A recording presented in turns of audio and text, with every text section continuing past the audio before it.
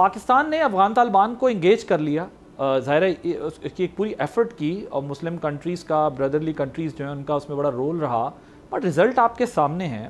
کیا اب بھی پی ٹی آئی مذاکرات کی حامی ہیں؟ آپ لوگ پھر کہیں گے مذاکرات کریں، جبکہ وہ مذاکرات کی ٹیبل پہ بیٹھ کر کئی دفعہ چیزوں کو جو ہے وہ ڈسٹارٹ بھی کرتے رہے، فیکٹس کو ایکسیپٹ بھی نہیں کیا بہت سارے فیکٹس کو، لیکن ہیونگ سیڈ دیٹ وہ اب ڈائلاگ میں یہ ایکسیپٹ کرنے کو بھی تیار نہیں ہے کہ ان کی طرف سے کوئی اس طرح کی چیز ہو رہی ہے، اور وہ کہتے ہیں کہ آپ ان سے بات کر لیں الٹا ٹی ٹی پی کے ساتھ۔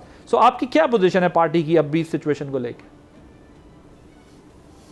بسم اللہ الرحمن الرحیم۔ دیکھیے ابھی عقیل صاحب نے جو گفتگو کی ہے نا، میرے خیال میں اچھی گفتگو کی ہے، اور انہوں نے اس وقت پریزنٹ پوزیشن کے متعلق جو بتائی ہیں باتیں وہ درست ہیں، اور اپنی ایفرٹ بھی جو ہے وہ بھی I have no reason to say کہ اس میں کوئی ڈاؤٹ ہے، جو بات ہوئی ہے سامنے وہ درست ہے۔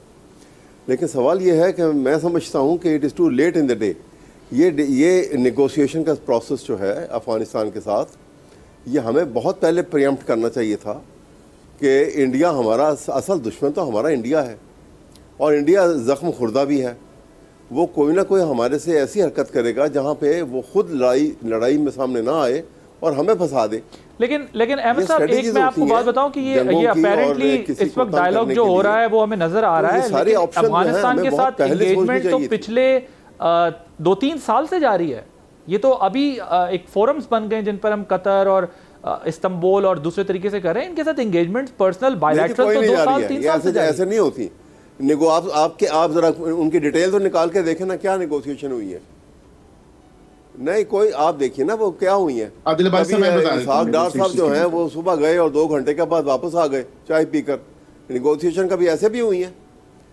دیکھیے وہاں سے ان کے معاملات جو ہیں جہاں خراب ہوئے ہیں، دیکھیے میں آپ کو بتاؤں، ایک سب سے بڑا جو سب سے لیٹسٹ جو جہاں پہ آ کے سچویشن خراب ہوئی تھی وہ یہ تھی کہ ایک کیئر ٹیکر سیٹ اپ کے اندر، ابھی عقیل صاحب بیرسٹر ہیں ماشاءاللہ، سمجھتے ہیں سارے قانون کی باریکیوں کو بھی، کیئر ٹیکر سیٹ اپ میں جو پرائم منسٹر انہوں نے لگایا تھا انوار اللہ کاکڑ، اس کے پاس کوئی اختیارات تھے کہ وہ پالیسی میکنگ کے اوپر یا پروجیکٹس کے اوپر کوئی سٹیٹمنٹ دے اور اپنا کوئی فیصلہ سنا دے؟